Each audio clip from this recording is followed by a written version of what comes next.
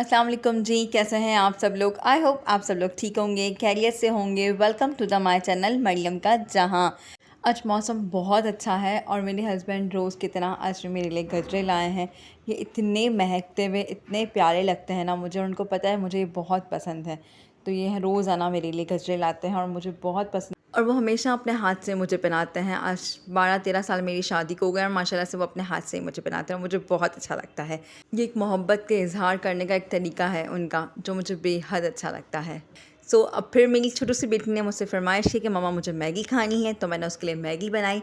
जब बच्चे फ़रमाइश करते हैं ना, तो फिर मैं सुपर मॉम की तरह जल्दी-जल्दी से उनके लिए मैगी बनाना शुरू कर देती हूँ। यहाँ से ही मेरा दिन का स्टार्ट शुरू हो जाता है। बट सुबह से ही बस बच्चों के लिए नाश्ता, बच्चों के छोटे-मोटे काम सब उसमें ही लगे रहते हैं। एक सुपर मॉम की तरह उनके साथ पूरा दिन गुज़ार रहे होते हैं। और मुझे बहुत पसंद है अपने बच्चों के साथ टाइम स्पेंड करना। मैं कोशिश करती हूँ कि मैं पूरा दिन अपने बच्चों के साथ ही टाइम स्पेंड करूँ। जो मेरी छोटी सी बेटी है ना, वो उसको तो बस रात को लेट नाइट भी मम्मा आप मेरे साथ कुछ प्ले करो, कभी आँख मचोली खेलो, मम्मा हम आपको घुमाते हैं, आप हमें पकड़ो, आप भागम-भागी खेलो। तो फिर मैं उनके साथ बच्ची बन जाती हूँ। ज़िंदगी की बहुत सी मुश्किलात, बहुत सी परेशानी, बहुत से कड़वाहट के बाद जब हम अपने बच्चों के साथ रहते हैं ना, तो मैं बिल्कुल ही भूल जाती हूँ कि वो एक अलग दुनिया है, मैं ये समझती हूँ। बच्चों के साथ अपना पूरा टाइम स्पेंड करना, उनको वक़्त देना, उनके साथ प्ले करना, वो एक बहुत मेमोरेबल हो जाता है मेरे लिए। और मैं कोशिश करती हूँ कि मैं सब कुछ भूल कर ना मैं बच्ची ही बन जाऊँ। मेरी जब शादी हुई तो मैं 19 इयर्स की थी और मैं बहुत छोटी सी थी, मुझे कुछ दुनिया की समझ नहीं थी। मेरी 9th क्लास में ही मेरी एंगेजमेंट हो गई, जब मैं आई थिंक 14 की कुछ होंगी, 14 या 15 की कुछ होंगी। और जब मेरी एंगेजमेंट हो गई थी और इंटर के बाद मेरी फ़ौरन शादी हो गई। अब ना मुझे दुनिया का इतना कुछ पता था, ना कुछ। मैं एक घर में रहने वाली, दोस्तों में घूमने वाली, बहुत एनर्जेटिक लड़की थी, जो हर वक़्त मतलब घूमना, फिरना, फुल चिल होकर अपनी लाइफ़ गुज़ारने वाली लड़की थी। शादी के बाद मैं एक अलग ही दुनिया में आई, जहाँ पर सिर्फ़ आपको शॉपिंग भी करनी होती थी ना, हाँ, तो वो आप अपने हस्बैंड को बोल दो, वो लेकर आ जाएँ। मेरे और मेरे हस्बैंड के बीच में एक बात बहुत अच्छी थी, क्या एंगेजमेंट के बाद हमारे अंदर अंडरस्टैंडिंग बहुत अच्छी थी। तो वो मुझे बहुत अच्छा अंडरस्टैंड करते थे शादी के बाद। बट घर का जो एनवायरनमेंट था, वो उसके ख़िलाफ़ तो हो नहीं सकते, वो जो उनके घर में था। उनके घर में उनकी दादी थी, उनकी ही मर्ज़ी चलती थी और उनके अब्बू की।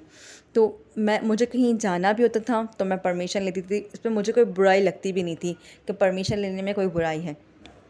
बट कभी-कभार कुछ ऐसी जगह पर भी जाना होता था ना, हाँ, हमें कभी घूमने भी जाना होता था, तो हम उनसे परमिशन लेते थे और वो हमें मना कर देते थे, तो मैं कुछ बोलती नहीं थी। और वो बहुत स्ट्रिक्ट थे, ना किसी की बात सुनते थे। अगर उन्हें कोई बात किसी ने कह दी, तो वो बात सुनेंगे नहीं, डायरेक्ट वो आपको डाँटेंगे। और वो उनकी डाँट इतनी सख्त हुआ करती थी कि मुझे कभी मेरे अब्बू ने नहीं डाँटा, कभी मेरी अम्मी ने नहीं डाँटा।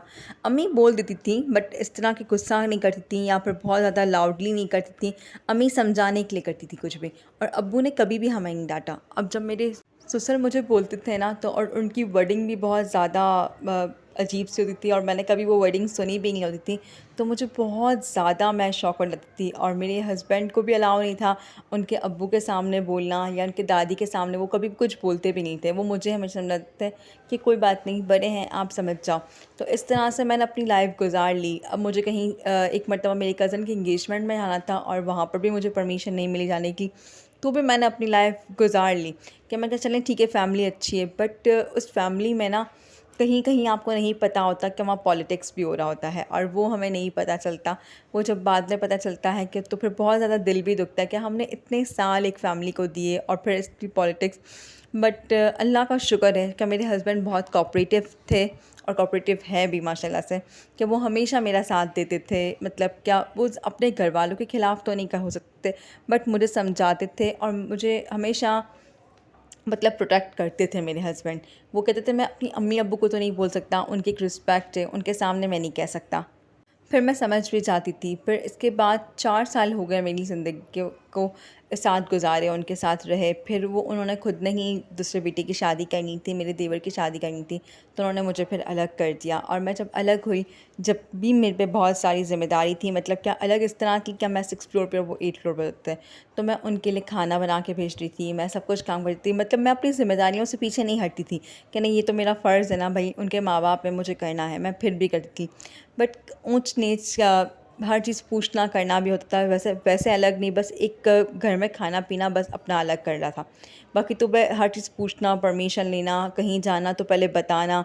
और पहले ये था, घर का रूल था, क्या आप कहीं से भी आओ, क्या लेकर आए हो दिखाओ, कुछ भी करो, मतलब काफ़ी स्ट्रिक्ट फैमिली में मैं आई थी और मुझे उसकी आदत नहीं थी, मैं बिल्कुल ही चेंज लड़की थी।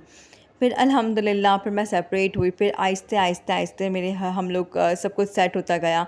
और मेरे हस्बैंड हैं, अभी भी घर के मसले चलते रहते हैं, बट अल्हम्दुलिल्लाह हम मिलकर सॉर्ट आउट कर लेते हैं। और अगर आपके हस्बैंड, अगर आपके पास एक समझदार हो, आपको चाहने वाला हो, आपका ख्याल रखने वाला हो ना, तो ज़िंदगी बहुत आसान हो जाती है। इन सब मुश्किलात के बाद भी आपको ज़िंदगी बहुत आसान लगेगी। तो मैं अल्लाह का ये शुक्र अदा करती हूँ कि अल्लाह ताला ने मुझे बहुत अच्छा हस्बैंड दिया। और देखें, इन सब, ये हर किसी की लाइफ में अप एंड डाउन्स आते हैं, ये हर किसी को फेस करना पड़ता है, बट इससे आपको भागना नहीं है, ये ज़िंदगी का हिस्सा है, ये चलता रहेगा। ज़िंदगी के कुछ तल्ख़ रवैये जो आपके अंदर भी तल्ख़ियाँ पैदा कर देते हैं और आपके अंदर भी एक कड़वाहट पैदा कर देते हैं, उसी से ही पता चलता है कि कौन आपके अपने हैं और कौन आपके पराए हैं। इसी तरह मेरे हस्बैंड अल्हम्दुलिल्लाह बहुत अच्छे हैं। अगर आपके पास प्यार करने वाला साथी हो ना, तो ज़िंदगी आसान से गुजर जाती है, जो आपकी कदर भी करे, जो आपकी इज़्ज़त भी करे, जो आपसे बेहद प्यार भी करे और बेलौस प्यार भी करे। और अल्हम्दुलिल्लाह मेरे पास मेरे हस्बैंड बहुत अच्छे हैं, जो मुझसे बेलौस प्यार करते हैं, मेरी कदर भी करते हैं और बहुत अच्छे हैं। हमारी माशाल्लाह से अंडरस्टैंडिंग भी बहुत अच्छी है। और हर घर की ये कहानी होती है, चलती रहती है, बट अल्हम्दुलिल्लाह मैं ससुराल में भी सही से सर्वाइव कर लेती हूँ, तो चलता ही रहता है, ज़िंदगी का हिस्सा होता है। ज़्यादा अगर मुझे कोई चीज़ डिस्टर्ब करती है, परेशानी कर रही होती है ना, तो मैंने अपना एक काम कर लिया कि बच्चों के साथ-साथ मैं अपने आप को यूट्यूब पे बिज़ी रख लेती हूँ, कि मुझे कोई परेशानी नहीं है। मैं चाहती हूँ कि मैं इतना कामयाब हो जाऊँ कि मुझे किसी की कोई भी परेशानी, कोई भी कुछ मुश्किलें लगेंगी।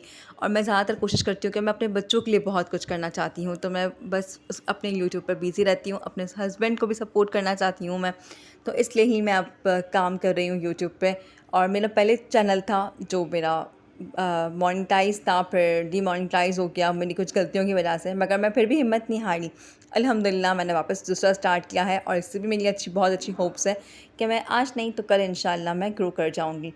आप लोग का साथ और आप लोग का प्यार रहेगा तो मैं जल्दी ही ग्रो अप कर जाऊँगी इंशाल्लाह। और उम्मीद है कि आज का व्लॉग आप लोग को अच्छा लगा होगा। अच्छा लगा है तो प्लीज़ जल्दी से जाकर चैनल को सब्सक्राइब कर दें, वीडियो को लाइक कर दें, शेयर कर दें और कमेंट करना ना भूलिएगा, क्योंकि आपका कमेंट एक छोटा सा प्यार होता है हमारे लिए। अल्लाह हाफ़िज़, अपना बहुत ख्याल रखिएगा, दुआओं में मुझे बहुत याद रखिएगा।